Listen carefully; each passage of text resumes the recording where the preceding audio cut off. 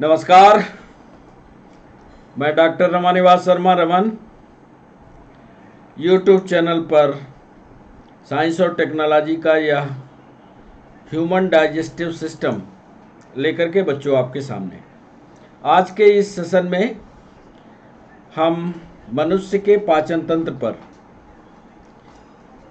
Theoretical discussion करने जा रहे हैं।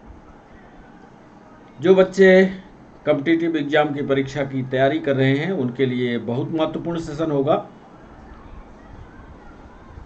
आज के सेशन में हम 20 सवाल आपसे पूछेंगे और उन 20 सवालों में से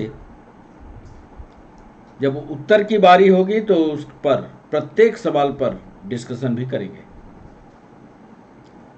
चैनल को सब्सक्राइब करना, चैनल को लाइक करना और चैनल को शेयर करना ये आपकी जिम्मेदारी है। तो सेशन की शुरुआत करते उसके पहले ह्यूमन डाइजेस्टिव सिस्टम का एक ओवरव्यू आपके सामने ये रहा।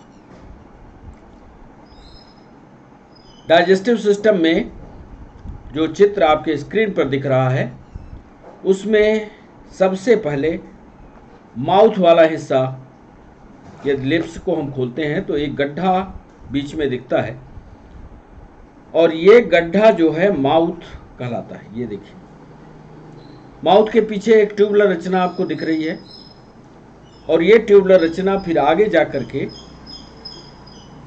एक 3 जंक्शन लेयर पर पहुंचती है। ध्यान से देखिए, और ये जंक्शन ध्यान से यदि आप देखेंगे तो नाक वाला भी हिस्सा आ रहा है, इधर से कान वाला भी हिस्सा आ रहा है और इधर माउथ वाला हिस्सा तो पहुंच ही रहा है। 3 जंक्शन वाली रचना एक पहुंचती है और ये जो रचना आपको दिख रही है ये फेरिंक्स या ग्रसिका कहलाती है। जब आप खाना खाते हैं तो खाने में लार आता है या सलाइवा आता है, उसके लिए ग्लैंड्स लगी हुई हैं और ये लार ग्रंथियां कहलाती हैं। ये लार ग्रंथियों में पैराटिड है, सब मैक्सिलरी है और सब लिंगुलर। 3 जोड़ी होती हैं। मतलब एक साइड में आप देख रहे हो तो जितनी इधर देख रहे हो उसके ठीक अपोजिट दूसरे साइड में भी 3 ये ग्लैंड आपको दिखेंगे। नाम इनका अक्सर कॉम्पिटिटिव एग्जाम में पूछा जाता है। जैसा इनका नाम है वैसे ही उनकी पोजीशन होगी। तो आप कान के पास जो ग्लैंड देख रहे हैं उसको पैराटिड कहते हैं। दांत के पास हिस्से में ये देखिए, दांत के पास सब मैक्सिलरी है और जीभ के ठीक नीचे सब लिंगुअल ग्लैंड्स पाई जाते हैं। फिर यह ट्यूबुलर रचना नीचे की तरफ बढ़ती है। बिल्कुल एक ट्यूब, एक पाइप पीछे की तरफ जा रहा है और ये पीछे की तरफ ये ट्यूबुलर स्ट्रक्चर जो है वो ग्रसिका या ईसोफेगस कहलाता है। ये देखिए, ग्रसिका नीचे की तरफ जाती है। फिर ग्रसिका नीचे की तरफ गई तो एक चौड़ी संरचना आपको दिखाई देती है। बिल्कुल ट्यूबुलर ब्लैडर जैसी रचना आपको दिखाई देती है और ये ब्लैडर जैसी रचना कहलाती है पेट, जिसको बायोलॉजी की भाषा में स्टमक कहा जाता है। यही पेट वाला हिस्सा है। इसमें विस्तार से हम आगे आपको समझाएंगे कि ये ट्यूबुलर रचना जो है 3 भागों से मिलकर के बनती है। एक भाग कार्डियक होता है, एक फंडिक होता है, एक पाइलोरिक होता है। और यह ट्यूबुलर रचना जब आगे की तरफ बढ़ती है तो भी के आकार या यू के आकार के रचना में परिवर्तित होती है और जैसे ही ये यू के आकार की रचना में परिवर्तित हो जाती है, यहां से आंत वाला हिस्सा शुरू हो जाता है। ये देखिए, ये हिस्सा आंत का होता है, इंटेस्टाइन का। फिर आंत भी 3 भागों में बढ़ती है। ये देखिए, पहले तो 2 भाग में, एक छोटी आंत और एक बड़ी आंत। जितना ये बड़ा वाला पोर्शन दिख रहा है, ये देखिए, ये बड़ा वाला पोर्शन ये बड़ी आंत का, जितना छोटा वाला पोर्शन दिख रहा है वो छोटी आंत का। इसके अलावा छोटी आंत फिर 3 भाग में बढ़ती है। कभी कभी इस पर नीट पर सवाल पूछे जाते हैं कि वो 3 भाग का पहला भाग कौन है।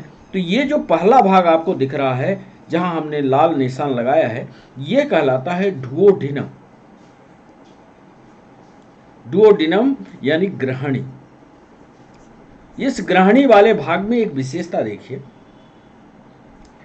एक पत्ती जैसी रचना आपको दिख रही है जो स्टमक के ठीक नीचे है, और एक साइड में ऊपर एक पत्ती जैसी रचना यहां दिख रही है। जो नीचे है, स्टमक के ठीक नीचे है, वो कहलाती है अग्नाशय या पैनक्रियाज। एक तरफ ये स्टमक से दबी हुई है और दूसरे साइड में ये आंत से दबी हुई, बीच में पत्ती जैसी रचना। ऊपर की तरफ जो देख रहे हैं ये लाल वाली रचना, ये कहलाती है लीवर। यही कहलाता है यकृत, जो बाइल जूस बनाता है। लीवर अपना जूस बनाता ही रहता है, और इसमें आप ध्यान से देखोगे तो दो लोब ये देख रहे हैं, एक दो सामने दिख रहे हैं, और ये दोनों लोब से एक निकलती हुई रचना ये देख रहे हैं, ये दो ब्रांच दिख रही हैं। ये दोनों ब्रांच जा करके इस तरह से दोनों ब्रांच जाती हैं ऐसी ऐसी, और एक कॉमन रचना में खुलती हैं, और कॉमन रचना एक बड़े संरचना में खुलता है, और फिर ये रचना आगे बढ़ती है। ये जो बड़ी संरचना बनती है बच्चों, ये कहलाती है गॉल ब्लैडर, या इसी को पित्ताशय भी कहते हैं। अब पित्ताशय में जो बाइल बनता है, जो पित्त बनता है, वो स्टोर होता है, और जब जरूरत होती है तो ये पित्त छोटी आंत के डुओडेनम वाले भाग में जाकर के खुलता है। लेकिन खुलने के पहले यह पैनक्रियाज से आने वाली जो पाइप है, पैनक्रियाज जूस से आने वाली जो पाइप है, ये दोनों पाइप एक साथ मिलती है। ऐसा ये इधर पैनक्रियाज आ रहा है, इधर से लीवर आ रहा है, ये दोनों नालियां एक साथ मिलती हैं, और एक दोनों नालियों का नाम हो जाता है कॉमन बाइल डक्ट। ये कॉमन डक्ट पैनक्रियाज की और बाइल की एक साथ मिलती हैं, और फिर जाकर के एक साथ ये खुलती हैं डुओडेनम वाले हिस्से। ये विशेष रचना है।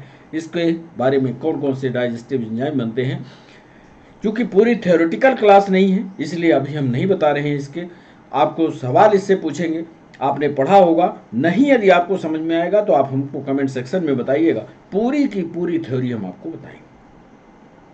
फिर आंत की तरफ जब चलते हैं तो ये ज्यादा गुचुड़ पुचुड़ वाला हिस्सा दिख रहा, देख रहे हैं, ये छोटी आंत आहार नली की सबसे लंबी रचना होती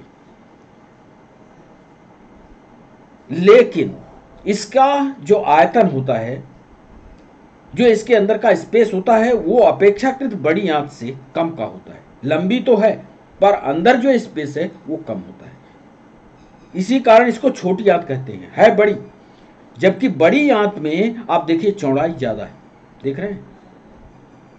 छोटी आंत में ही पूरी पाचन की प्रक्रिया खत्म होती है, बड़ी आंत में सिर्फ और सिर्फ पानी सूखा जाता है, ये ध्यान रखिएगा।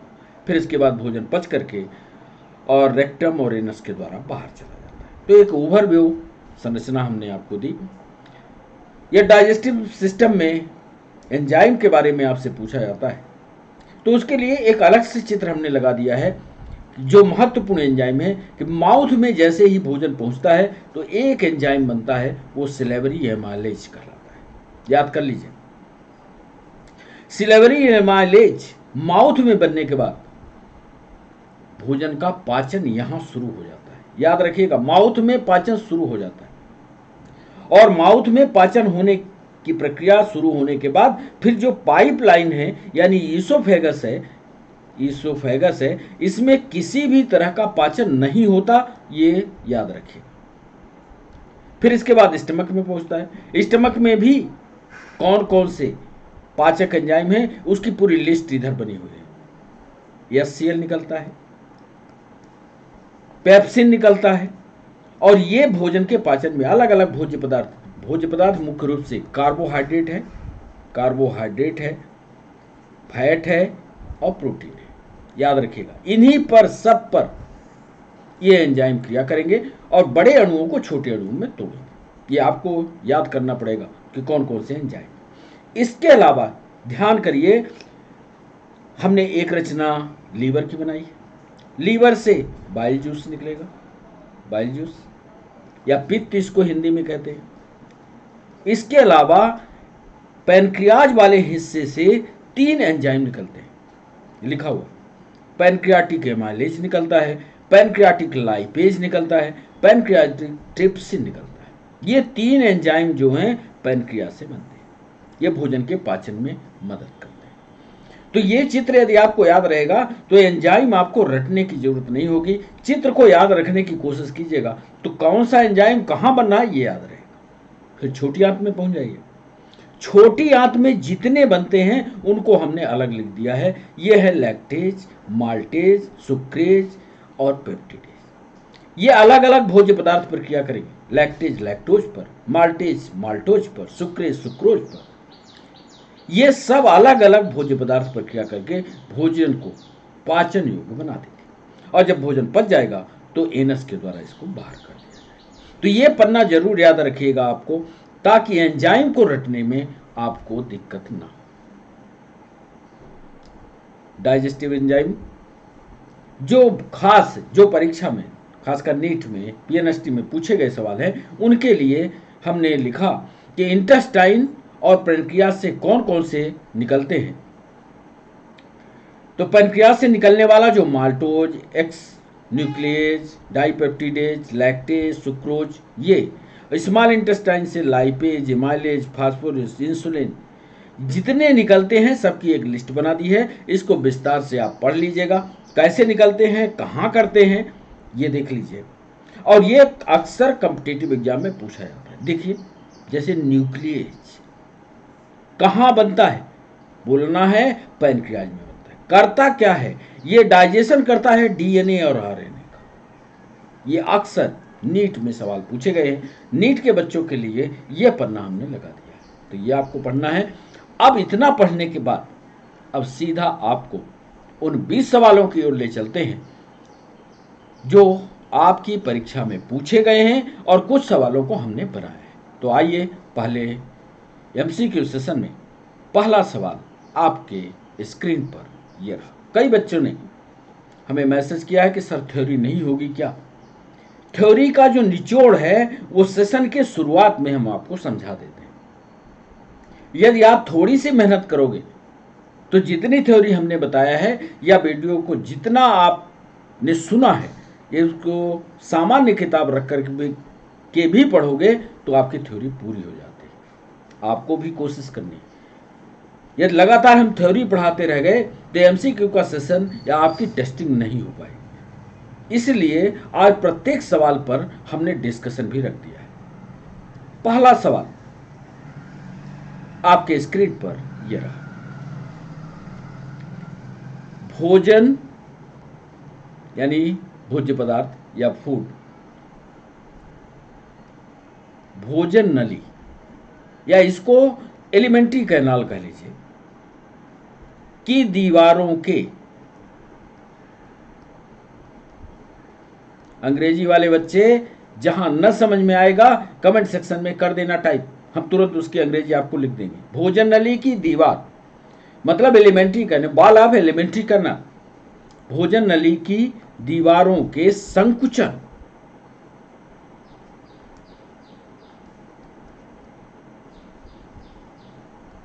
संकुचन यानी कॉन्ट्रैक्शन, और प्रसरण एक्सपेंशन मतलब एक बार दीवार दबती है एक बार फैलती है। भोजन नली के दीवारों के संकुचन और प्रसरण की गति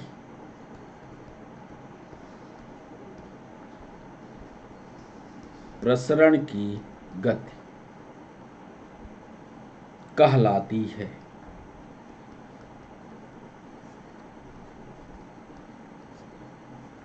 ए ऑप्शन दे रहे हैं। पहली गति पेरिस्टाल्टिक मूवमेंट, पेरिस्टाल्टिक मूवमेंट।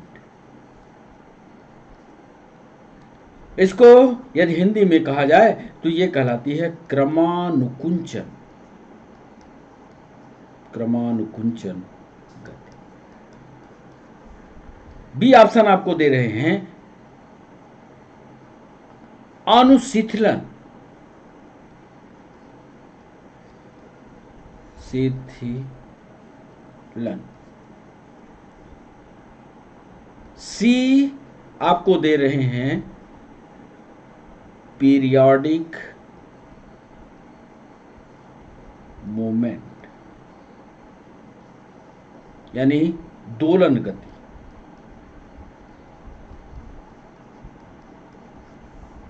और डी ऑप्शन दे रहे हैं आपको न, या इनमें से कोई नहीं। जब भोजन आहार नली में पहुंचता है, जहां से आहार नली शुरू होती है, वहां से भोजन को नीचे की तरफ भेजने के लिए लगातार एलिमेंट्री कैनाल में मूवमेंट होता है। वो कौन से मूवमेंट है? क्या वो पेरिस्टाल्टिक मूवमेंट है? क्या वो अनुशिथिलन है? क्या वो पीरियोडिक मूवमेंट है? क्या नन है? या इसको अनुशिथिलन को सिंपल मूवमेंट भी, आप अंग्रेजी वाले बच्चे सिंपल मूवमेंट भी कर सकते हैं। इसका डिस्कशन करके चित्र के द्वारा हम आपको समझाएंगे कि ये जो गति होती है, जो सही जवाब है, वो गति कैसी होती है। दूसरा सवाल पीएनएसटी ने पूछा कि एंजाइम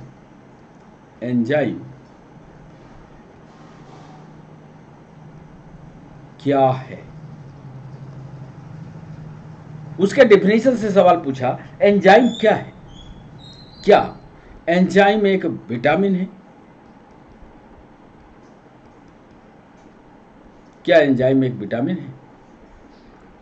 बी ऑप्शन दे रहे हैं, क्या एंजाइम एक बैक्टीरिया है?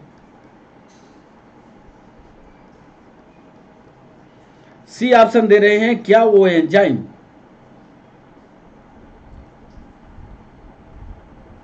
बायोकैटालिस्ट है?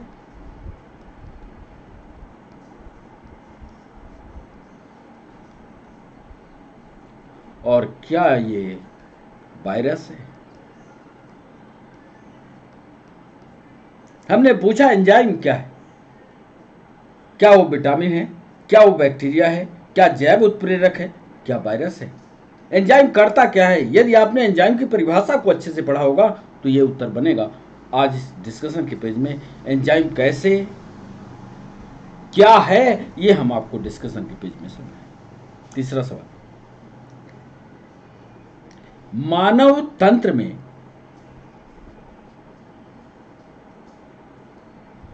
ह्यूमन डाइजेस्टिव सिस्टम में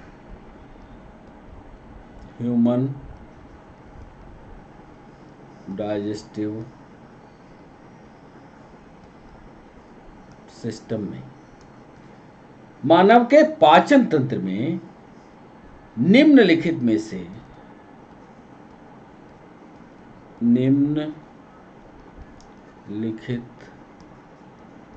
से कौन सा एक पाचक एंजाइम नहीं है?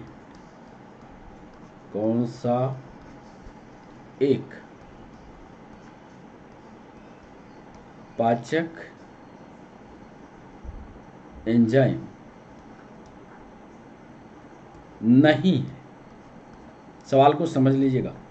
हम एंजाइमों का नाम लिखेंगे, उसमें से ह्यूमन डाइजेस्टिव सिस्टम का वो पाचक एंजाइम नहीं है, ये आपको बताना है। दूसरे जानवर का हो सकता है पर ह्यूमन का नहीं है, ये ध्यान रखना। क्या वो एंजाइम ट्रिप्सिन है? बी ऑप्शन दे रहे हैं, क्या वो गैस्ट्रिन है?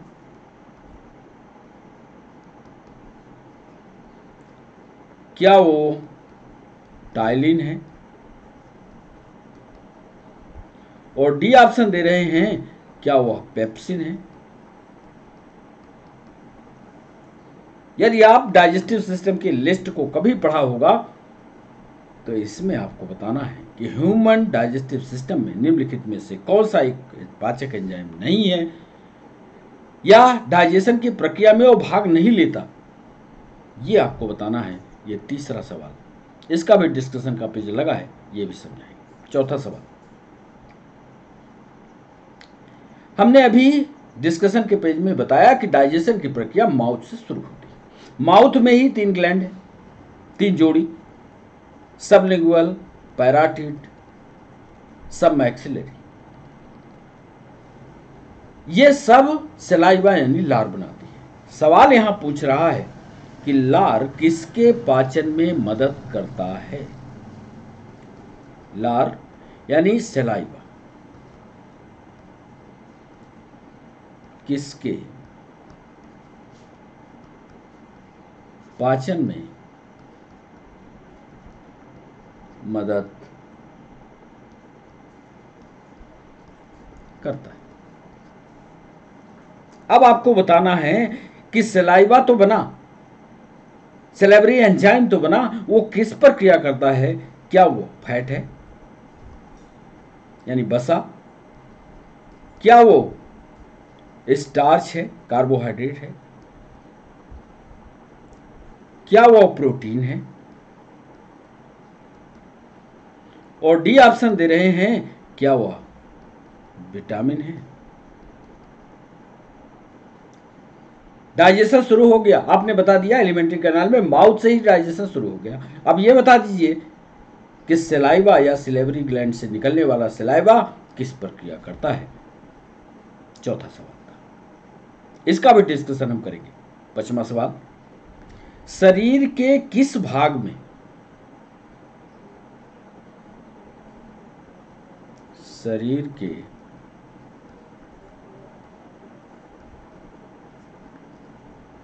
किस भाग में पित्त रस का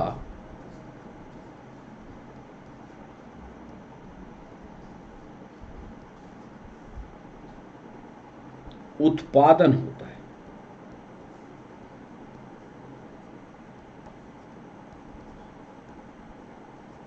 शरीर के किस भाग में पित्त रस का उत्पादन होता है, यह हमारा सवाल है। क्या वो अंग, बड़ा सरल सवाल, क्या वो अंग हार्ट है, क्या वो अंग लंग्स है, क्या वो लंग, क्या वो किडनी है, और डी ऑप्शन दे रहे हैं क्या वो लीवर है। शरीर के किस भाग में पित्त रस यानी बाइल जूस बनता है। अंग्रेजी वाले बच्चे सुन लेना, बाइल जूस हम पूछ रहे हैं, बाइल जूस बनता कहाँ है, क्या हार्ट है, क्या लंग है, क्या किडनी है, क्या लीवर है। इसका भी डिस्कशन का पेज लगा हुआ है। छठवां सवाल, बाइल जो बना, बाइल यानी पित्त, संग्रहित होता है, संग्रहित होता है यानी स्टोर कहां होता है, उस अंग का नाम आपको बताना है। ए ऑप्शन दे रहे हैं क्या वह गाल ब्लैडर में होता है। गाल ब्लैडर यानी पित्ताशय में होता है, क्या उसका पित्ताशय में। बी ऑप्शन दे रहे हैं क्या वह डुओडिनम में होता है, डुओडिनम यानी ग्रहणी में होता है। सी ऑप्शन दे रहे हैं क्या वह लीवर यानी यकृत में होता है, यकृत में होता है। और डी ऑप्शन दे रहे हैं क्या स्प्लीन या प्लीहा में होता है। बाइल स्टोर कहां होता है, अभी जब डिस्कशन हम कर रहे थे, थ्योरी आपको बता रहे थे, उसी समय बता दिया है कि बाइल कहां स्टोर होता है। तो इसका जवाब दीजिए छठवें सवाल का। इसमें से एक उत्तर सही है। सातवां सवाल आपके सामने ये रहा, बसा का पाचन करने वाला, बसा यानी फैट का डाइजेशन करने वाला या पाचन करने वाला।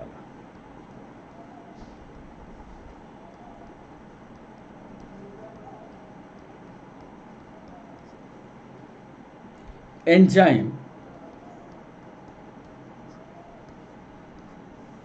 लाइपेज,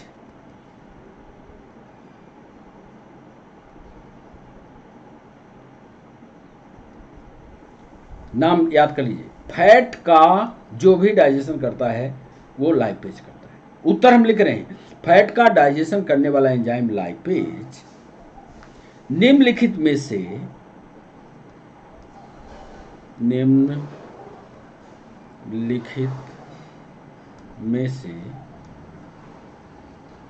किसके द्वारा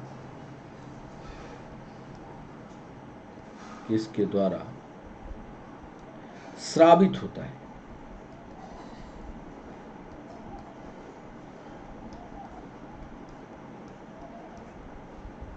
किससे निकलता है लाइपेज, ये आपको बताना है। ए, क्या इसको बनाने वाला किडनी है या गुर्दा है? बी ऑप्शन दे रहे हैं, क्या इसको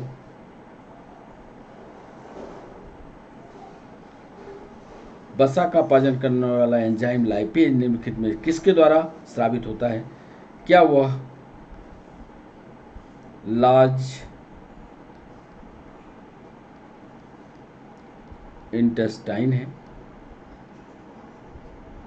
क्या वह लीवर है? और डी ऑप्शन दे रहे हैं, क्या इसमें से भी एक उत्तर सही नहीं है? किडनी, लार्ज इंटेस्टाइन, लीवर, यह आपको बताना है कारण सही। हम आपको समझाएंगे। फैट का डाइजेशन करने वाला एंजाइम लाइपेज निम्नलिखित में से किसके द्वारा स्रावित होता है, किसके द्वारा बनता है, यह आपको बताना है। 8वां सवाल, लाइपेज द्वारा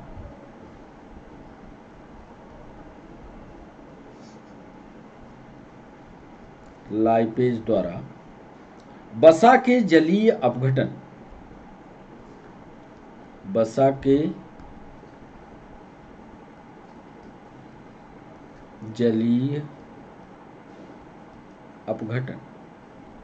पर मिलता है।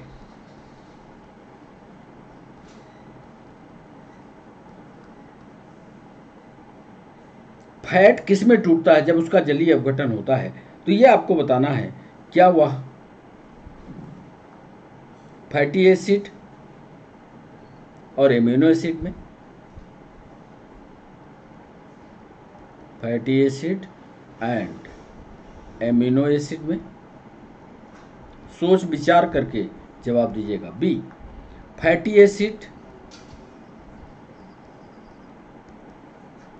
एंड ग्लिसरॉल में? सी, ग्लिसरॉल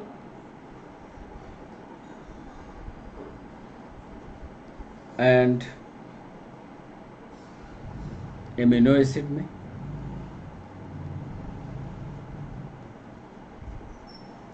और डी ऑप्शन दे रहे हैं, ग्लिसरॉल एंड अल्कोहल में। लाइपेज द्वारा फैट के जलीय अपघटन पर क्या मिलता है? यदि आपने गहराई से चैप्टर पढ़ा होगा तो उत्तर बनेगा, इसका भी डिस्कशन पेज लगाओ। 9वां सवाल, निम्नलिखित में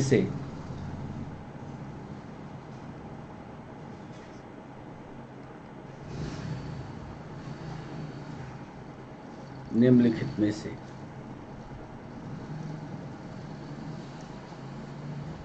कौन सा कार्बोहाइड्रेट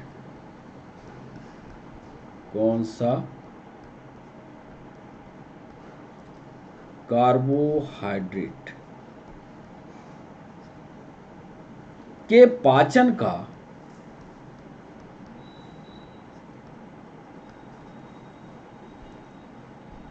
प्रमुख अंतिम उत्पाद होता है?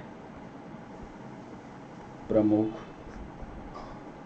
यूपीएससी का सवाल है, अंतिम उत्पाद।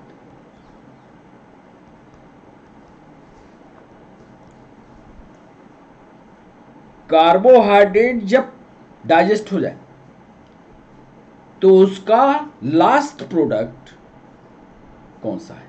कुल मिलाकर के यह सवाल, यूपीएससी वाले ने सवाल को थोड़ा विस्तार दिया है, लेकिन पूछ कुल मिलाकर के रहा है कि कार्बोहाइड्रेट का जब डाइजेशन हो जाता है तो उसका लास्ट प्रोडक्ट क्या बनता है। लेकिन वो लास्ट प्रोडक्ट बहुत महत्वपूर्ण है, ये सवाल पूछा उसने दीजिएगा जवाब। ए ऑप्शन दे रहे हैं, क्या वो फैट है? बी ऑप्शन दे रहे हैं, क्या वो लिपिड है? सी ऑप्शन दे रहे हैं, क्या वो ग्लूकोज है? और डी ऑप्शन दे रहे हैं, क्या वो सेलुलोज है?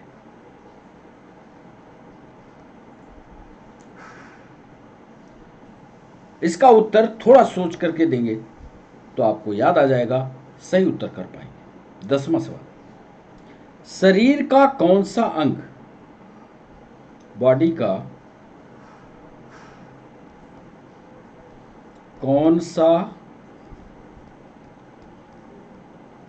अंग, यानी कौन सा पार्ट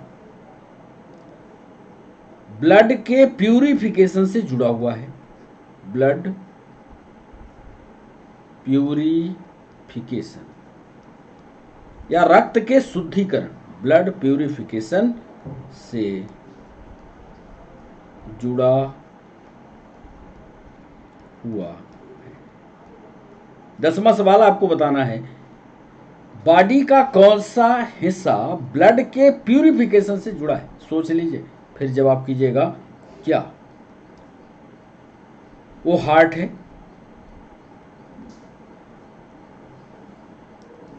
नीट का ये सवाल है, क्या वो हार्ट है?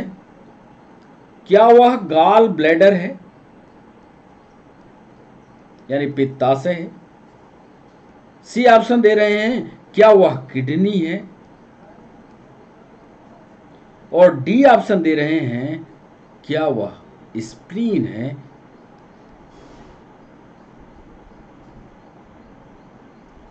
बॉडी का कौन सा हिस्सा, कौन सा अंग ब्लड के प्यूरिफिकेशन से जुड़ा है, ये आपको बताना है। क्या वो हार्ट है, क्या वो गॉल ब्लैडर है, क्या वो किडनी है, क्या वो स्प्लीन है?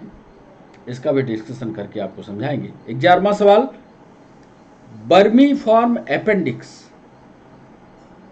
बर्मी फॉर्म अपेंडिक्स, यदि आपने डाइजेस्टिव सिस्टम की एलिमेंट्री कर्नल को बनाया होगा तो इसको जरूर देखा होगा या जरूर इसके बारे में पढ़ा होगा। बर्मी फॉर्म अपेंडिक्स 1,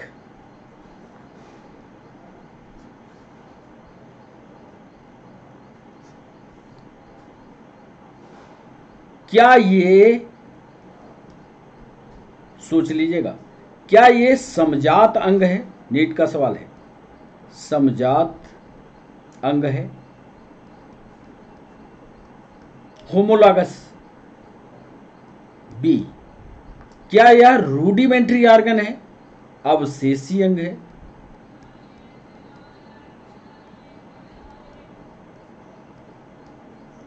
सी ऑप्शन दे रहे हैं, क्या यह विश्लेषी एनालिटिकल ऑर्गन है, विश्लेषी अंग है, एनालिटिकल ऑर्गन है? और डी ऑप्शन दे रहे हैं, क्या यह समरूप अंग है?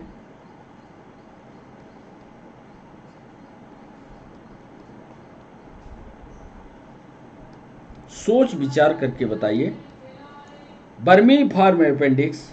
और ये भी बताइएगा कमेंट सेक्शन में यदि आपको बर्मी फॉर्म अपेंडिक्स के बारे में जानकारी है कि इसका काम क्या होता है। तो ये 11वां सवाल। 12वां सवाल, मानव शरीर में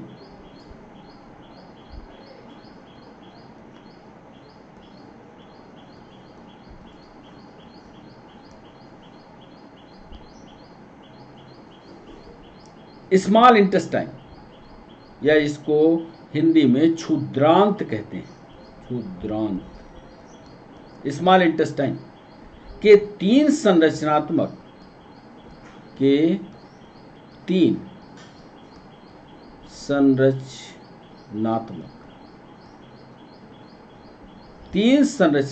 भागों की,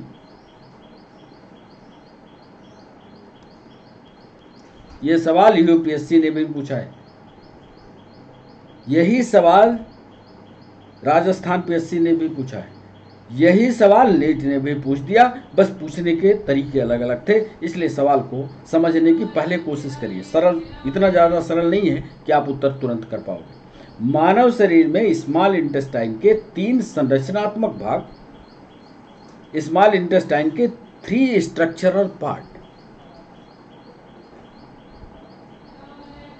3 संरचनात्मक भागों की लंबाई का कौन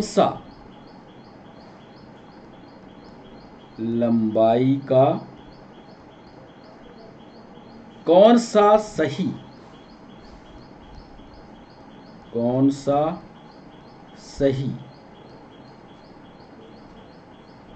ह्रासमान क्रम है। ह्रासमान क्रम है माने घटते हुए क्रम में, मतलब शुरू का क्रम और फिर उसके बाद वाला, फिर उसके बाद वाला, ये ह्रासमान, घटता हुआ क्रम। कुल मिलाकर के ह्रासमान का मतलब ये हुआ। मानव शरीर के स्मॉल इंटेस्टाइन के 3 संरचनात्मक भागों के लंबाई का कौन सा सही घटता हुआ क्रम है, ह्रासमान क्रम है, ये बताइएगा। ए ऑप्शन दे रहे हैं मध्यांत्र,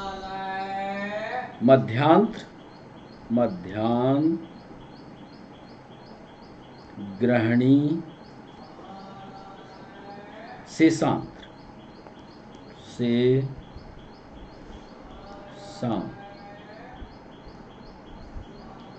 बी ऑप्शन दे रहे हैं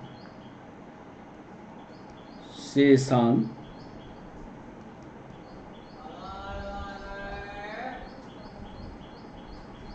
फिर ग्रहणी, फिर मध्यांत।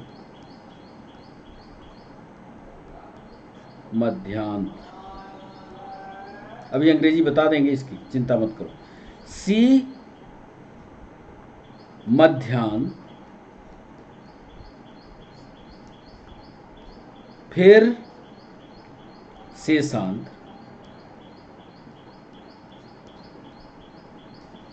फिर ग्रहणी, और अंतिम ऑप्शन है डी ऑप्शन। इसमें से एक ही ऑप्शन सही है, शेषांत्र,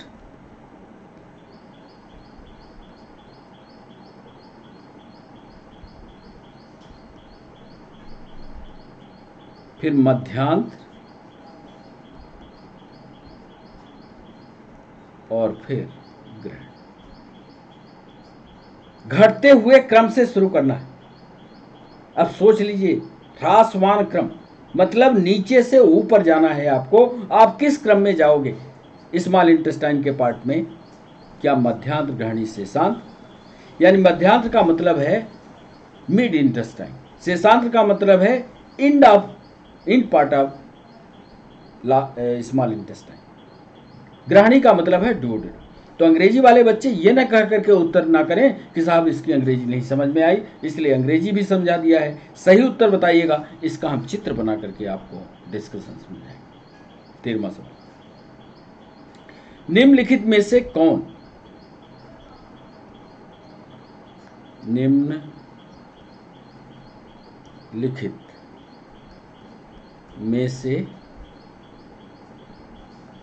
कौन सा एक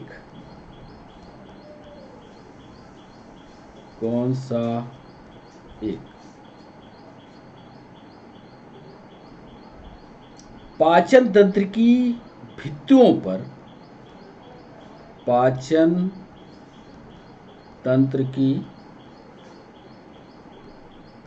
भित्तियों पर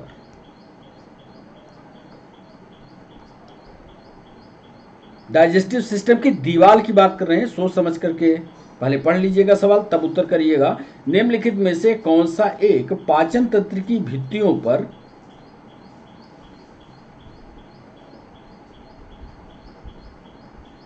तेजी से अवशोषित होगा? तेजी से अवशोषित या एब्जॉर्ब होगा।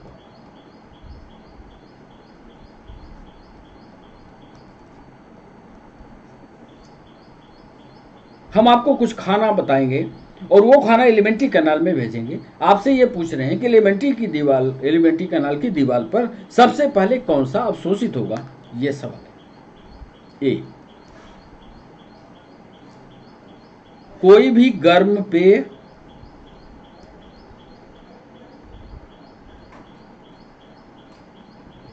यदि गर्म पेय के रूप में काली कॉफी हो, ये भी उत्तर बताइएगा डिस्कशन के पेज में कि आपने इसका उत्तर क्यों किया, ये ABCD में क्यों किया। यदि विष के पॉइजन के रूप में लिया गया DDT हो,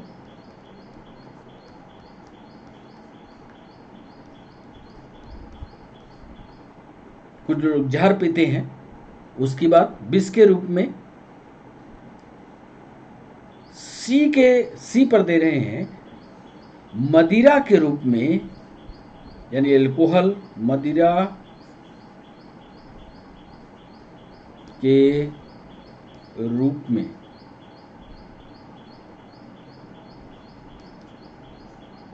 लिया गया रेक्टिफाइड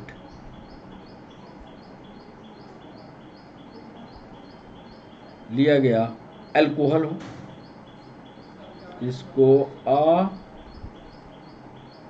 अपरिष्कृत अल्कोहल हो। और डी ऑप्शन दे रहे हैं डिजर्ट के रूप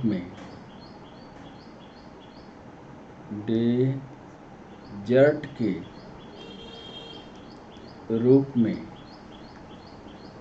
आइसक्रीम।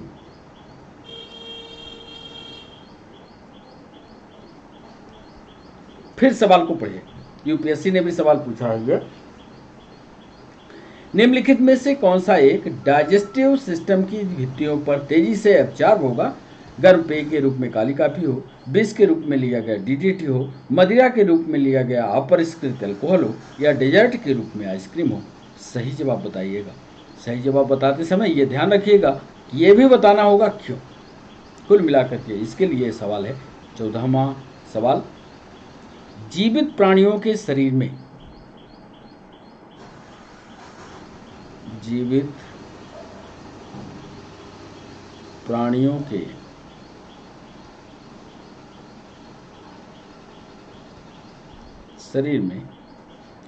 होने वाली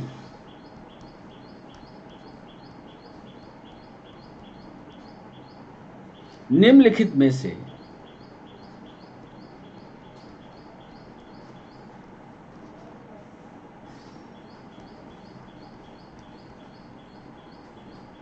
कौन सी एक प्रक्रिया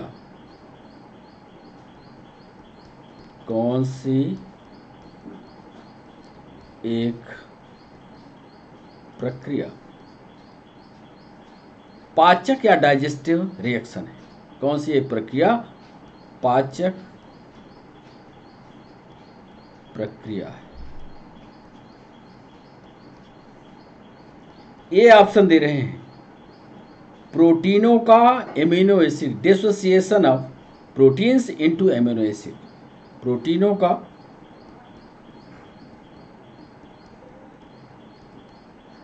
एमिनो अम्लों में विघटन, अमीनो अम्लों में विघटन। बी ऑप्शन दे रहे हैं ग्लूकोज का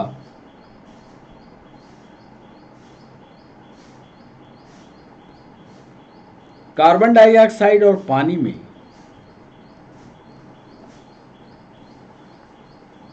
विघटन, डिसोसिएशन हो जाए ग्लूकोज का कार्बन डाइऑक्साइड और पानी में। सी ऑप्शन दे रहे हैं ग्लूकोज का ग्लाइकोजन में, ग्लूकोज का ग्लाइकोजन में। मॉडिफिकेशन यानी रूपांतरण। पीएनएसटी का सवाल है, सोच विचार करके काफी उत्तर इसके नजदीक आपको मिलेंगे। रूपांतरण पूछ रहे हैं ग्लूकोज का ग्लाइकोजन में। और डी ऑप्शन दे रहे हैं ग्लूकोज का वसा में रूपांतरण। ग्लूकोज का फैट में रूपांतरण। सही उत्तर आपको बताना है कि जीवित प्राणियों के शरीर में होने वाली निम्नलिखित में से कौन सी एक प्रक्रिया पाचक प्रक्रिया है। प्रोटीनों का अमीनो विघटन है, ग्लूकोज का कार्बन डाइऑक्साइड और पानी में विघटन है, ग्लूकोज का ग्लाइकोजन में मॉडिफिकेशन है, ग्लूकोज का फैट में रूपांतरण है।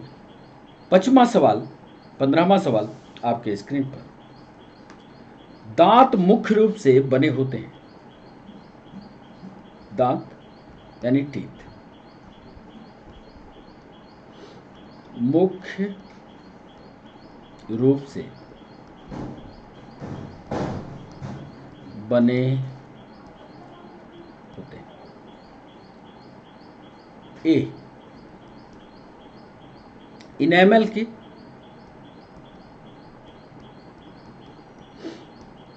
बी डेंटाइन के, सवाल को पढ़िएगा तब उत्तर ठोक दीजिएगा। टीथ मुख्य रूप से बने होते हैं इनेमल के, डेंटाइन के, सी बोन मैरो के, और या डी ओडोंटोब्लास्ट के।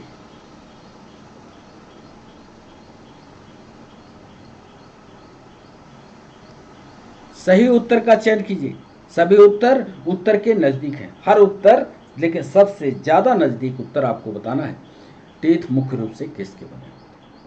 बच्चों, इस समय जो सवाल हम आपसे करवा रहे हैं, चूंकि परीक्षा पीएनएसटी की पहले है, इसलिए पीएनएसटी के महत्वपूर्ण सवाल को कलेक्ट करके हर सिस्टम पर एक एक करके ला रहे हैं। तो आप इनको महत्वपूर्ण सवाल मान करके इनके भी नोट्स बना करके इन सवालों की थ्योरी भी पढ़ करके आप अपने चैप्टर को मजबूत कीजिए। 16वां सवाल। पित्त रस में कौन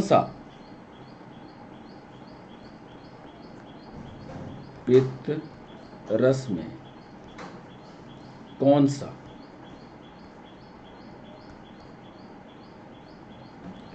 पाचक हार्मोन, कौन सा पित्त वर्णक,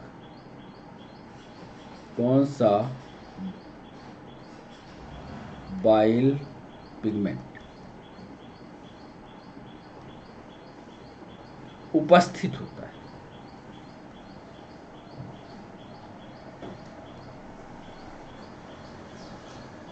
ए ऑप्शन दे रहे हैं, क्या वह बिलिरूबिन है।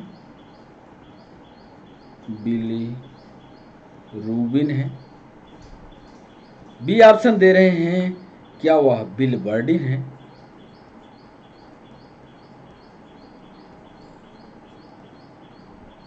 सी ऑप्शन दे रहे हैं, ए और बी दोनों हैं।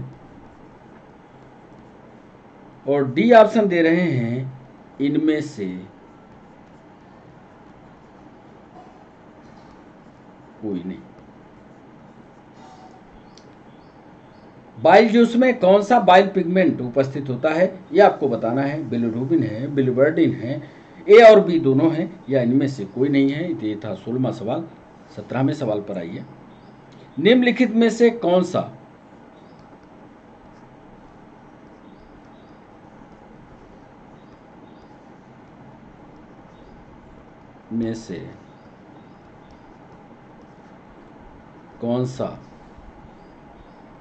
पाचक हार्मोन या डाइजेस्टिव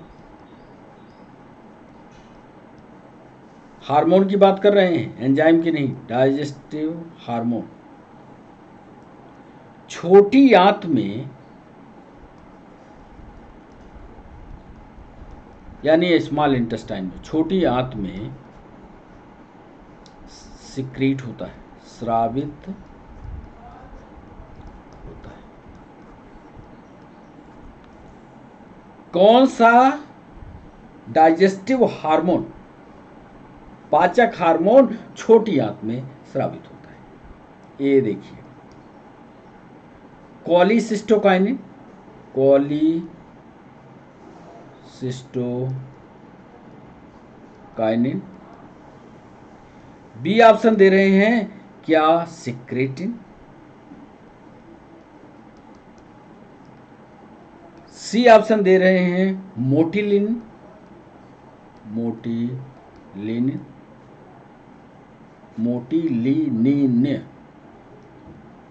या डी ऑप्शन दे रहे हैं ऑल। ये भी पीएनएसटी का ही सवाल है। निम्नलिखित में से कौन सा डाइजेस्टिव हार्मोन छोटी आंत से स्रावित होता है? कोलिसिस्टोकाइनिन है, सिक्रेटिन है, या मोटिलिनिन है, या सभी है? इसका जवाब कीजिएगा 17वें सवाल का। अब बच्चों कुछ सवाल ऐसे, 3 सवालों को हम कुछ ऐसा बनाने की कोशिश कर रहे हैं 18वें सवाल पर, जो पीएससी मेंस के लिए जरूरी है या मेंस पर, उन पर सवाल पीएससी वाले बच्चों को सवाल उनसे पूछ सकता है। जैसे एक बार पीएससी मेंस पर सवाल पूछा गया कि पीलिया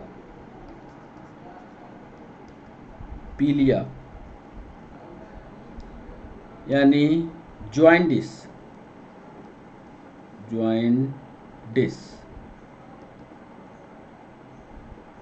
पर 50 शब्द लिखिए। जो बच्चे नोट्स बनाते हैं या जॉइंडिस पर लिखते हैं, कैसे इसको आप 50 शब्दों में लिखोगे, इसके लिए हम 2-3 महत्वपूर्ण पॉइंट आपको नोट्स बनाने के लिए देते हैं।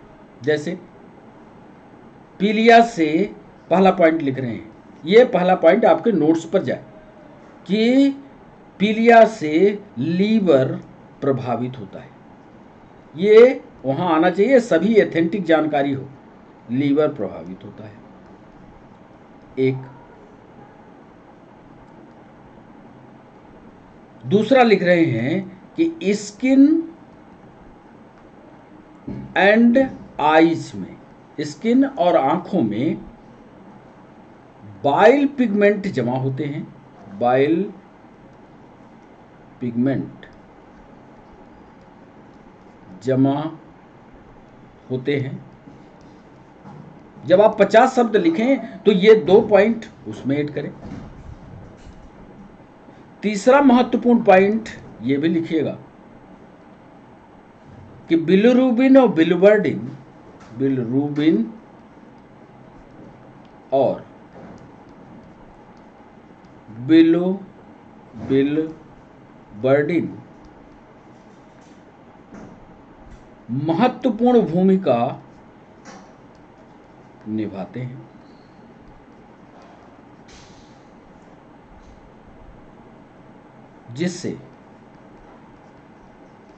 जिससे बॉडी में पीलापन दिखाई देता है। जो मेंस की तैयारी कर रहे हैं बच्चे हैं, ये 3 पॉइंट अपने दिमाग में रख लें। अब मान लीजिए पीएससी की परीक्षा मेंस देने गए और उसने 50 की जगह इसको 100 कर दिया। यह 3 चीजें ये जॉइंडिस पर आपको याद रही, 3 पॉइंट आप याद रखिए। तो ये 3 पॉइंट तो उसमें ऐड करिए। इसके अलावा भी बहुत सारे पॉइंट हैं कि ये गंभीर हो जाए तो लीवर समाप्त हो जाता है, डाइजेशन की प्रक्रिया रुक जाती है, भोजन पचता नहीं है। ये सारी बातों को जोड़ सकते हैं, लेकिन ये 3 महत्वपूर्ण पॉइंट जो हम आपको बता रहे हैं, ये जॉइंडिस में आपको लिखना है। एक बार ये पीएससी में मेंस में पूछा गया था सवाल, इसलिए इसका उदाहरण देकर के पीलिया आपको दिया। आप भी लिखिएगा, लिख करके हमें बताइएगा कि आप कैसा लिखते हैं, या जो बच्चे नोट्स बनाते हैं नीट वाले, पीएनएसटी वाले, वो अपना नोट्स बताएंगे हमको कि कैसे वो जॉइंडिस पर महत्वपूर्ण जानकारियां एक साथ इकट्ठा लिखते हैं। ऐसे एक बार वोमिटिंग पर यूपीएससी ने पूछा, वोमिटिंग पर 10 शब्दों में, जरा उसको भी आपको लिखाते हैं। Vomiting, vomiting. अब ये तो आप जानते हो कि वोमिटिंग का मतलब होता है उल्टी। जो कॉम्पिटिटिव एग्जाम की तैयारी कर रहे हैं वो उन बच्चों से क्या ऑब्जेक्टिव पूछता है, जरा ये देखिएगा कैसे हम ऑब्जेक्टिव को और लिखने के तरीकों दोनों को एक बार बताते हैं। वोमिटिंग में, वोमिटिंग होती क्या है, यूपीएससी ने यह सवाल पूछा। यदि बच्चों आज हम आपसे पूछें कि आप वोमिटिंग की परिभाषा लिख दो, क्या आप लिख पाओगे? बहुत सारे ऐसे बच्चे होंगे, एक दो लिख लेंगे, पर कोई उल्टी की परिभाषा लिख दे, वोमिटिंग की परिभाषा लिख दे, ये शायद ही। यूपीएससी ने उल्टी की परिभाषा लिखवाया था, हम लिख रहे हैं उल्टी की परिभाषा। देखिए जरा, आमाशय में यानी स्टमक में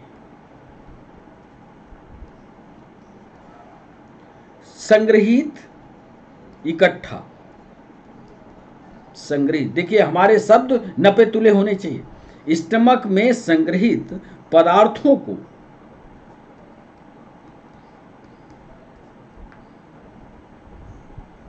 पदार्थों के मुख से बाहर निकलने की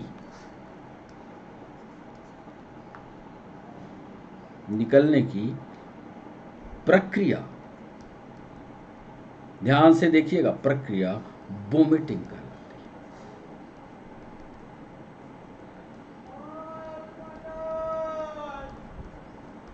अब वो पीएससी यूपीएससी ये शब्दों की सीमा तय करते हैं, या तो एक वाक्य कहते हैं या कहते हैं कि साहब इसको 10 शब्दों में बताइए, 20 शब्दों में बताइए, ये उनकी शर्तें होती। तो आप शब्दों को गिनिए, लेकिन जब लिखिए तो हिंदी में लिखिए तो पूरा का पूरा हिंदी। जैसे यहां स्टमक लिखा है तो इसको आप पेट लिखिए, और यदि आपको अंग्रेजी में ही लिखना है तो पीएससी वाले बच्चों ध्यान रखिएगा, इसको स्टमक लिखिएगा। ऐसा नहीं, यदि आपने अंग्रेजी ऐसी सोटी तो आपका नंबर गया। तो पेट में संग्रहित पदार्थों को मुख से बाहर निकालने की जो प्रक्रिया होती है यही वोमिटिंग कहलाती है। तो ऐसे इन शब्दों को गिनिएगा, फिर 1 2 3 4 5 6 7 8 9 10। अब यदि 10 शब्दों की शर्त होती तो हम प्रक्रिया को हटा देते, वोमिटिंग लिख देते, या वोमिटिंग स्टमक में संग्रहित पदार्थों को मुख से बाहर निकलने की क्रिया, तभी हमारी बात पूरी हो जाती। तो इस तरह से पीएससी या यूपीएससी लिखने वाले बच्चे जो मेंस की कॉपी लिखते हैं उसका ध्यान रखें। जो कॉम्पिटिटिव एग्जाम की परीक्षा दे रहे हैं, जैसे पीएनएसटी या नीट की परीक्षा दे रहे हैं, यदि उनसे सवाल पूछा जाए कि यह किस प्रकार की क्रिया है, कौन सी क्रिया है, तो ध्यान रख लेना यह वोमिटिंग यह प्रतिवर्ती क्रिया है, प्रतिवर्ती क्रिया है। रिफ्लेक्स एक्शन की क्रिया है, प्रतिवर्ती क्रिया है। कोई देखो कभी उल्टी होती है, कोई गंदी चीज हम देखते हैं तो उल्टी होती है ना, हमारे मन में उस क्रिया के प्रति प्रतिक्रिया आती है। कभी समय लगा तो आपको रिफ्लेक्स एक्शन बताएंगे, समझाएंगे। प्रतिवर्ती क्रिया है, जो हमने नजरों से देखा, जो हमने सोचा अपने दिमाग से, वही घटना घट गई, प्रतिवर्ती क्रिया है। नोट्स बनाने वाले या कॉम्पिटिटिव एग्जाम की तैयारी करने वाले जो ऑब्जेक्टिव सवाल करेंगे उनके लिए ये इंपॉर्टेंट है। एक और महत्वपूर्ण पॉइंट कि यह ब्रेन के किस हिस्से में कौन सा एक ऐसा पार्ट है जो उल्टी करवाता है, तो ब्रेन का ये पार्ट है मेडुला ऑब्लोंगेटा।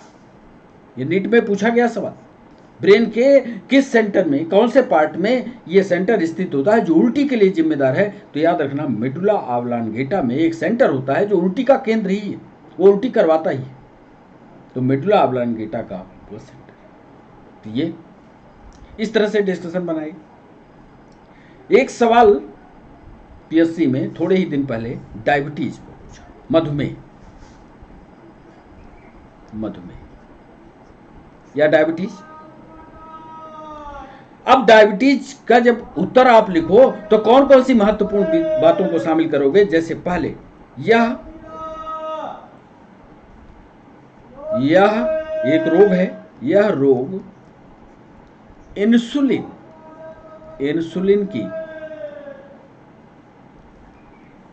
इंसुलिन के अल्प स्राव से होता है, अल्प स्राव से होता है। ये ध्यान रखना, ये आपको लिखना है। जो पीएससी वाले बच्चे हमारे साथ जुड़ते हैं ये लिख करके हमें बताएंगे कैसे उन्होंने लिखा, कितने नंबर पर लिखा, कितने शब्दों में लिखा, ये प्रश्न ऊपर लिख दिया करो। यह रोग इंसुलिन के अल्प स्राव से होता है। और ये यदि आप विस्तार से और इसी बात को लिखना चाहते हो तो ये भी लिख देना कि इंसुलिन की जब कमी हो जाती है तो होता क्या है, जब शरीर की कोशिकाएं, जब शरीर की सेल्स रक्त में या ब्लड में उपस्थित ग्लूकोज का उपयोग नहीं कर पाती,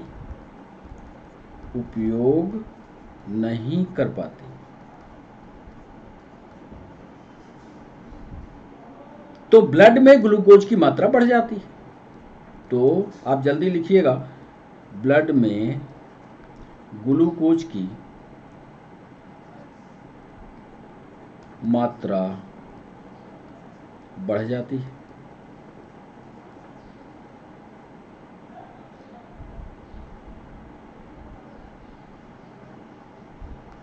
बस। अब ये दो महत्वपूर्ण चीजें यदि आपने ध्यान से पढ़ ली, आपके दिमाग में रहा और आप मेंस की कॉपी लिखने गए तो आप बड़े आराम से डायबिटीज पर लिख पाओ। यह रोग इंसुलिन के अल्प स्राव से होता है, यह ध्यान रखिए। अल्प स्राव मतलब हाइपोसिक्रीशन, इसको अंग्रेजी वाले बच्चे हाइपोसिक्रीशन से होता है।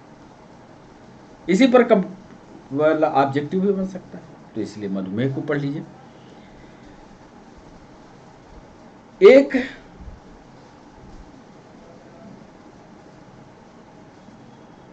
सवाल और पूछा गया था लीवर सिरोसिस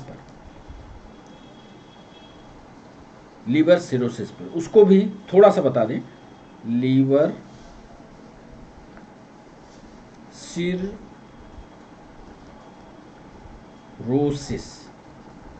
ये होता क्या है? लिखिएगा, यह लीवर से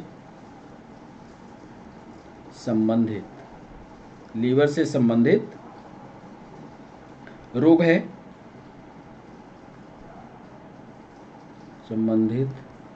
है, जिसमें लीवर का बाह्य आवरण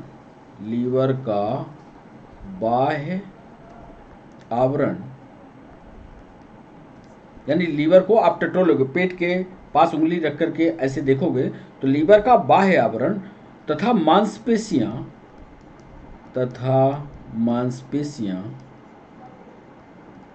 कठोर हो जाती हैं। ये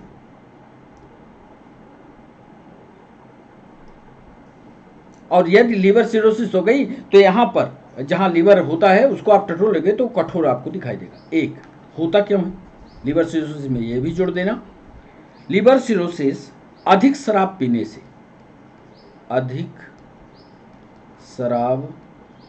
से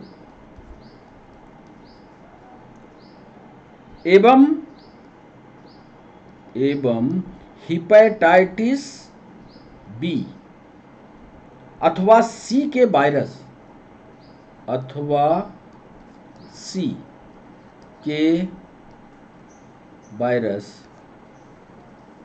के संपर्क में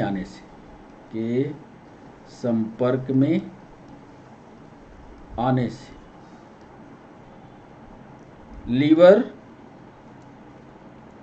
लीवर सिरोसिस होती है। ये आप पूरी कर लीजिएगा। समय ज़्यादा हो रहा है इसलिए सेशन को हम समाप्त करेंगे जल्दी। तीसरा, यदि मान लीजिए लीवर सिरोसिस हो गई, तो आजकल लीवर सिरोसिस के कंडीशन में हेपेटाइटिस बी अथवा सी के संपर्क से हो गया या आपने अधिकतम दारू पी ली तो अब लीवर कोई नहीं बचा पाता। ये भी ध्यान कर लेना। नशाखोर लोग स्पष्ट सुन ले कि लीवर को फिर बचा नहीं जा सकता, उसका अंतिम इलाज लिख लेना। लीवर सिरोसिस का अंतिम इलाज है लीवर ट्रांसप्लांट। अंतिम इलाज है, अंतिम इलाज लीवर ट्रांसप्लांट। इस पर भी आप मेंस का आंसर लिखना, लीवर सिरोसिस पर हमें भेजना। जो ऑब्जेक्टिव की तैयारी कर रहे हैं वो लीवर सिरोसिस पर जानकारी इकट्ठा कर लें। नीट, पीएनएसटी वाले, रेलवे वाले कि लीवर सिरोसिस किसके कारण होता है। क्या यह हेपेटाइटिस बी वायरस से होता है, सी से होता है या अधिक शराब पीने से होता है। तीनों इसके कारण है और लीवर सिरोसिस का अंतिम इलाज लीवर ट्रांसप्लांट है। एक रचना सीकम में से पूछी गई कि सीकम जो एलिमेंट्री कैनाल का एक पार्ट है, आहार नली में सीकम होता है, सुना होगा आपने। सीकम में पाचन। सवाल, सीकम में पाचन, ये सभी के लिए जरूरी है, जितने कॉम्पिटिटिव एग्जाम दे रहे हैं उनके लिए और जो थ्योरी पढ़ रहे हैं उनके लिए। सीकम में पाचन, डाइजेशन इन सीकम। सीकम में पाचन कैसे होता है? अब जो हम लिखने जा रहे हैं सीकम अब धीरे धीरे करके रूडिमेंट्री होगा। पहले मनुष्य जंगलों में रहता था, पेड़ पौधे खाता था, उसके पास चूल्हा वूल्हा नहीं था कि वो खाना बनाए पकाए, वो सीधा पेड़ से उठाता था खाता था। अब घर में खाना बनाता है और आप जानते हो कि पेड़ पौधों के पास सेल्यूलोज के अलावा कुछ होता नहीं, सीधा आप खाओ तो सेल्यूलोज होता है। उसी सीकम के पाचन पर पीएससी ने सवाल लिखवाया था। डाइजेशन इन सीकम में कैसे होता है, ये पहला पॉइंट लिख रहे हैं कि मनुष्य में सीकम छोटा होता है। बिल्कुल सही है। अब तो धीरे धीरे समाप्त हो रहा है क्योंकि मनुष्य चारा तो चरता नहीं, पत्ती तो खाता नहीं। अब यदि यही सवाल नेट ने पूछा था कि सीकम किस में विकसित होगा, उसमें एक तरफ मनुष्य था एक खरगोश था, तो आपका जवाब क्या होता? तब तो साहब खरगोश होता। क्यों? क्योंकि खरगोश तो पत्ती खाता है, उसका सीकम ज्यादा विकसित होना चाहिए। क्योंकि सीकम का काम क्या है? सीकम का काम है जो दूसरे पॉइंट में लिखने जा रहे हैं, सेल्यूलोज का। सीकम का कार्य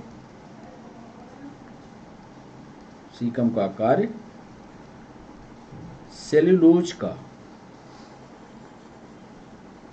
पाचन करना है।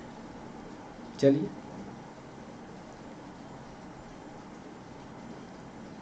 यह भी लिख लेते हैं कि शाकाहारी जीवों में मांसाहारी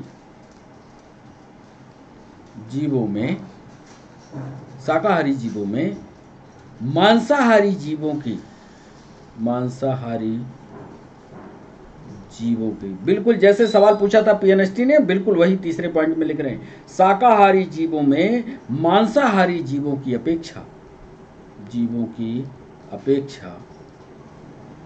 अधिक प्रभावी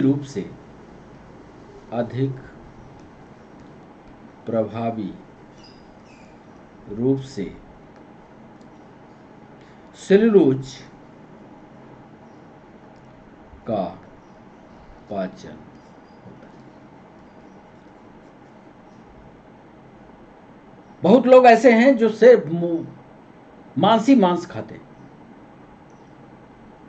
तो जो मांसाहारी की श्रेणी में यदि आते हैं और मनुष्य हैं तो उनका साफ सीकम छोटा है, सेल्यूलोज का पाचन होगा नहीं। इसलिए मांस खाना छोड़ दो, शाकाहारी पर लौटाओ, क्योंकि आपका सीकम छोटा है, सेल्यूलोज का डाइजेशन आप नहीं कर पाओ।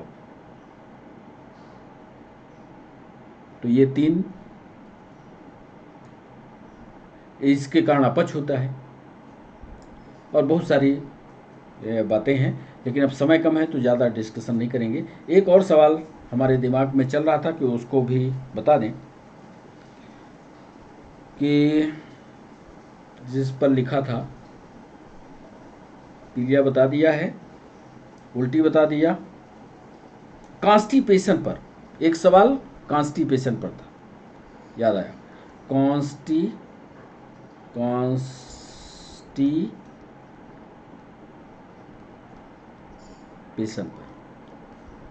कॉन्स्टिपेशन को हिंदी में अपच कहते हैं। अब ये अपच होता क्यों? देखिए, जो पीएससी या यूपीएससी वाले सवाल पूछते हैं या मेंस में आपसे कॉपी लिखवाते हैं, वो इतनी गंभीर साइंस नहीं जानना चाहते, वो प्रैक्टिकल साइंस की बात करते हैं। क्या आपको प्रैक्टिकल साइंस की जानकारी है? देखिए, वो कॉन्स्टिपेशन पूछ रहा है, अपच किसको कहोगे? हम लोग जानते तो हैं, शरीर में भोगते तो हैं, पर यदि कोई कहते कि अपच की परिभाषा लिख दो तो बड़ा मुश्किल होता है। वही वो पूछा, कॉन्स्टिपेशन क्या है? तो कॉन्स्टिपेशन की प्रक्रिया में, कॉन्स्टिपेशन की प्रक्रिया में मतलब किसी को यदि अपच हो गया, अपच हुआ तो रेक्टम में, याद रखिएगा किस हिस्से में? रेक्टम में। इसको मलाशय बोलते हैं। एलिमेंट्री कैनाल का चित्र देखिएगा, नीट में ये सवाल पूछा गया कि किस में, एनस में कि रेक्टम में? रेक्टम वाले पार्ट की बात कर रहे हैं। कॉन्स्टिपेशन की प्रक्रिया में रेक्टम में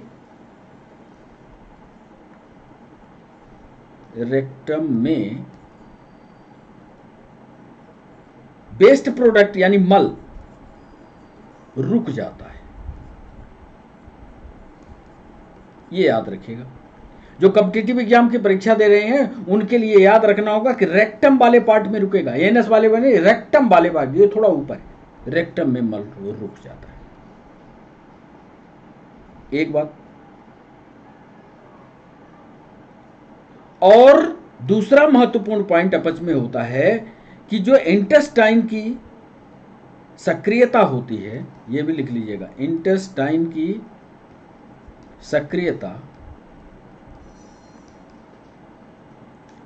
की सक्रियता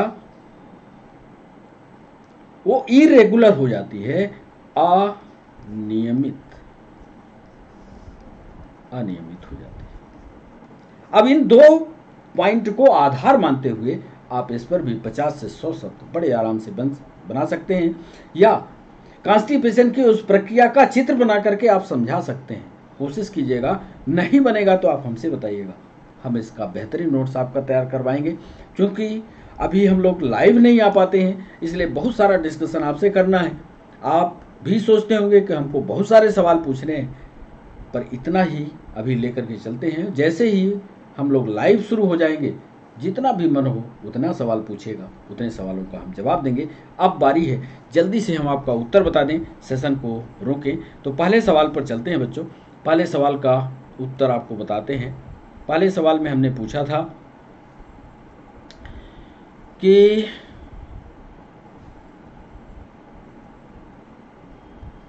भोजन नली की दीवारों में संकुचन और प्रसरण, इसमें जो गति होती है वो पेरिस्टाल्टिक मूवमेंट कहलाती है। बच्चों, कैसे पेरिस्टाल्टिक मूवमेंट होती है, जरा सा इस मूवमेंट को देखिए। कोई चीज जब आप निकलते हैं, मान लीजिए भोजन यहां आया, भोजन का ये टुकड़ा था, यहां पहुंचा, तो ये भोजन जब आगे जाएगा तो ये वाला हिस्सा जो फैला था ये फिर से सिकुड़ जाएगा। मतलब एक बार फैले एक बार सिकुड़े, एक बार फैले एक बार सिकुड़े, एक बार फैले एक बार सिकुड़े, ये जो मूवमेंट होता है ये पेरिस्टाल्टिक मूवमेंट कहलाता है। पेरिस्टाल्टिक मूवमेंट देख लेना, आपकी किताब में बना होगा। दूसरा सवाल, एंजाइम जो है ये लाइफ में, ये एंजाइम जो होते हैं उसी समय सक्रियता से काम करते हैं जब ये लिविंग प्लेस पर होते हैं।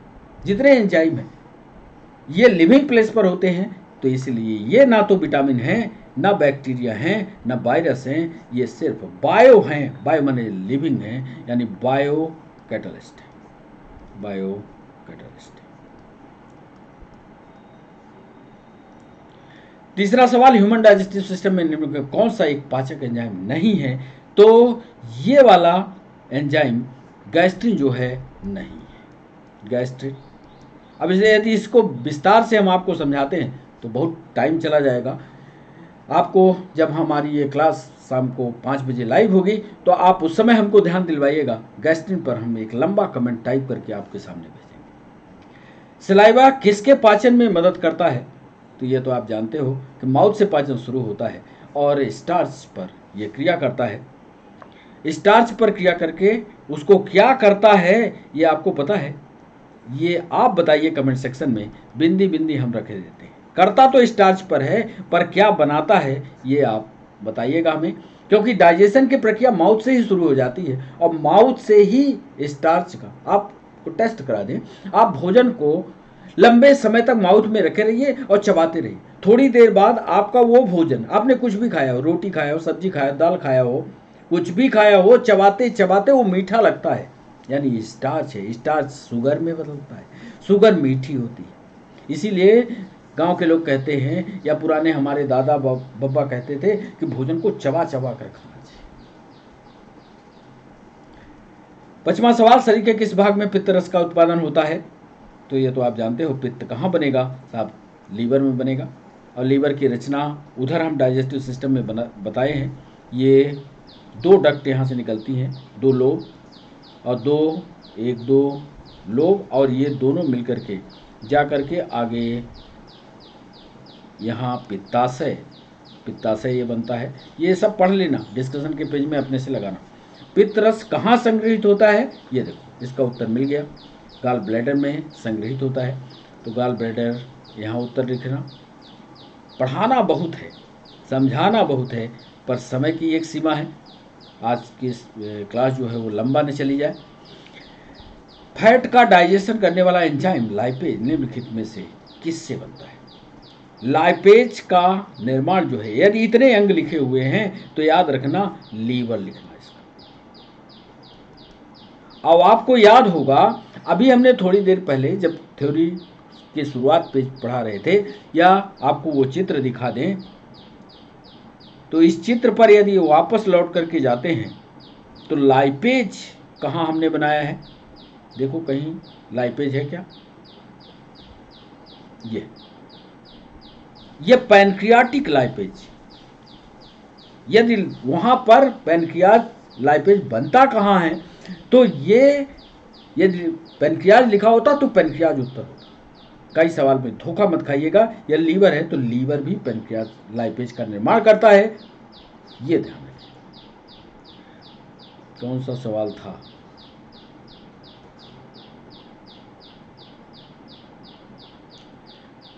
जलीय अपघटन पर क्या मिलेगा? 8वां सवाल, जलीय अपघटन पर लाइपेज के द्वारा फैटी एसिड और ग्लिसरॉल बनता है। ये आपकी किताब में लिखा होगा। क्या क्या बनेगा? फैटी एसिड प्लस ग्लिसरॉल, ये इसका सही जवाब होगा।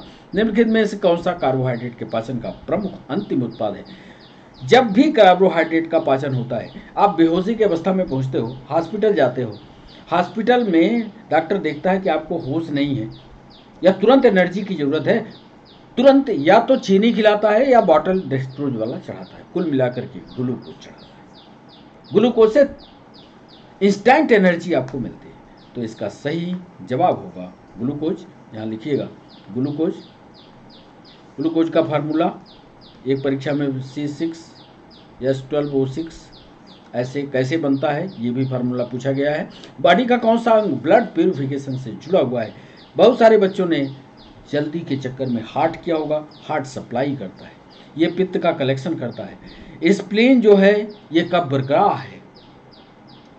और एक बचता है किडनी। किडनी इसका सही जवाब है। किडनी कहाँ होती है? ऐसे किडनी होती है, याद करिएगा। आपको चित्र तुरंत बनाने की आदत होनी चाहिए। एक किडनी ऊपर होती है, एक नीचे होती है, और ये किडनी के ऊपर ये एड्रिनल ग्लैंड होती है। ये दोनों किडनी फिर जा कर के यूरेटर में खुलती हैं। याद आ रहा है? यूरेटर यहाँ होता है। ये किडनी में ब्लड जो है हार्ट में भी जाने से पहले या बॉडी में सप्लाई के पहले किडनी के पास जाता है और किडनी में ग्लोमेरुलस होता है। अभी ये स्क्रीटरी सिस्टम पर लाएंगे सेशन, आपको समझाएंगे ग्लोमेरुलस में कैसे छनता है और छन करके फिर हार्ट के पास सप्लाई के लिए जाता है। तो कुल मिलाकर के छनने की प्रक्रिया जो होती है वो किडनी में होती है। वर्मीफॉर्म अपेंडिक्स कुछ नहीं, वर्मीफॉर्म अपेंडिक्स एक, अब ये होमोलॉगस अंग और ये एवोल्यूशन पर इसको ज़्यादा आप पढ़ोगे, यहाँ अभी हम ज़्यादा समय नहीं दे पाएंगे। और ये जो वर्मीफॉर्म अपेंडिक्स है ये सिर्फ और सिर्फ रूडिमेंट्री ऑर्गन अवशेष है। अब ये भी रूडिमेंट्री ऑर्गन है, ये सब आपको पढ़ाना है। होमोलॉगस और ये समजात अंग, समृद्ध अंग, ये क्या होते हैं इस पढ़ाना है। मानव शरीर में क्षुद्रांत के 3 संरचनात्मक भागों में ह्रासमान या नीचे से जब ऊपर चलते हैं तो सबसे पहले लास्ट वाली आंत होगी, फिर मध्यांतर होगी, फिर ग्रहणी होगी। यानी इसका डी ऑप्शन सही होगा। मतलब कुल मिलाकर के रेक्टम होगा, फिर मिड वाला होगा, फिर डुओडेनम वाला हिस्सा होगा। मतलब ये कुल मिलाकर के ऐसी आंत होगी, फिर ये वाली आंत होगी छोटी आंत, और फिर ये, तो ये डुओडेनम वाला हिस्सा होगा, ये मिड वाला होगा, ये हाइंड वाला हिस्सा होगा। तो यहाँ से ह्रासित क्रम में पूछ रहा है तो 1 नंबर में ये आएगा, 2 नंबर में ये आएगा, 3 नंबर में ये आएगा। निम्नलिखित में से कौन सा एक पाचन तंत्र की भित्तियों पर तेजी से अवशोषित होगा? सबसे ज़्यादा तेजी से हमेशा जो एब्जॉर्ब होता है, इंस्टेंटली जो एनर्जी देता है, जो ब्लड की सप्लाई में पहुंच जाता है, वो सिर्फ और सिर्फ 13वें सवाल का मदिरा है। इसीलिए थोड़ा सा उसको पाने के लिए, क्योंकि इंस्टेंट वो एब्जॉर्ब होता है, तुरंत अवशोषित होता है, ब्लड की सप्लाई में एनर्जी देने के लिए चला जाता है। तो लोग जब नशे में आते हैं तो बड़ा फ्रेश वो महसूस करते हैं। यही हमको आपको बताना था। जीवित प्राणियों के शरीर में होने वाली निम्नलिखित कौन सी एक प्रक्रिया पाचक क्रिया है? डाइजेशन की प्रक्रिया कौन सी है ये आपको बताना है। प्रोटीनों का अमीनो अम्ल में विघटन, ग्लूकोज का कार्बन डाइऑक्साइड और पानी में विघटन, यानी कुल मिलाकर के डाइजेशन की जो प्रक्रिया है, अंत में कार्बन डाइऑक्साइड और पानी का निर्माण हो जाए, ये पूरी प्रक्रिया कहलाती है। आपने इसको पढ़ा भी होगा, ग्लूकोज जब टूटता है तो कार्बन डाइऑक्साइड और पानी का निर्माण होता है, प्लस इसी में एनर्जी भी बनती है। ये कई बार हमने अनअकैडमी के प्लेटफॉर्म पर भी आपको पढ़ाया है, तो इसको पूरा पढ़िएगा। दांत मुख्य रूप से, बहुत सारे बच्चों ने इनेमल ठोक दिया है, बहुत सारे बच्चों ने ओडोंटोब्लास्ट ठोक दिए, लेकिन इसका सही दांत की संरचना जब कभी बनाना तो डेंटाइन वाला जो हिस्सा होता है, डेंटाइन इसका महत्वपूर्ण पार्ट होता है। डेंटाइन वेरी इंपॉर्टेंट पार्ट होता है इसका। पित्त रस में कौन सा बाइल पिगमेंट उपस्थित होता है? तो पित्त रस में आप कभी पैथोलॉजी में टेस्ट कराने जाओ तो 2 की वो रिपोर्ट बनाता है। एक तो बनाता है बिलिरुबिन की और एक बनाता है बिलिबर्डिन। 2 की रिपोर्ट संज्ञान में लेता है। तो ये दोनों के दोनों पिगमेंट, बिलिरुबिन और बिलिबर्डिन, ये दोनों बाइल पिगमेंट में उपस्थित होते हैं। यानी इसका सी ऑप्शन सही होगा। 17वां सवाल था, निम्नलिखित में से कौन सा डाइजेस्टिव हार्मोन छोटी आंत से स्रावित होता है? छोटी आंत से जितने भी आपने लिखा है, सेक्रेटिन, कोलिसिस्टोकाइनिन, ये भी हार्मोन है, ये भी हार्मोन है, और ये मोटिलिनिन, ये भी हार्मोन है। तीनों हार्मोन है, ये याद कर लीजिएगा। नीट में पूछा गया था ये सवाल, तीनों हार्मोन है, इसलिए इसका उत्तर ऑल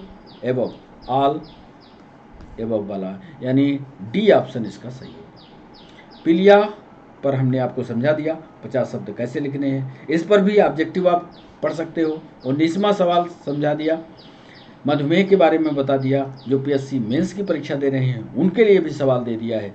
इन सवालों को आप करिए और फिर सीकम में होने वाले पाचन पर लिखिए। आप जो पीएनएसटी की तैयारी कर रहे हैं वो भी नोट्स बनाने की प्रक्रिया करें, इससे आपकी तैयारी मजबूती से होगी।